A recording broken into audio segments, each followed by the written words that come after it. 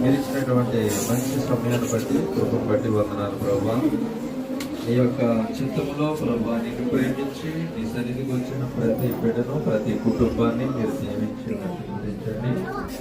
విన్న మాటలు మా హృదయాల్లో నిలిచి ఫలించినట్లుగా సహాయం చేయండి దేవా. ఆదాము ఎందుచేత నాయన ఏదేదో వల నుంచి ఎటువైపడ్డాడో కొన్ని విషయాలు మేము మాట్లాడుకున్నాం ప్రభా.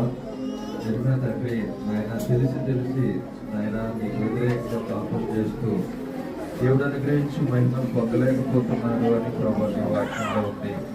అవును నాయన, కొన్నిసార్లు నాయన తిరస్కారం, కొన్నిసార్లు ప్రభా ఒప్పుకోవడం, కొన్నిసార్లు నాయన ప్రత్యక్షంగా ఒప్పుకోలేకపోయిన పరిస్థితి మాలో ఉంటూ ఉంది. యోబడుతున్నాడు, ఆదాము దాచుకున్నట్లుగా పాపాన్ని నా రూపంలో దాచుకోలేదు. అలా చేస్తుంటే దేవుని ఎదుట నేను నిర్దోషిని అవుతాను.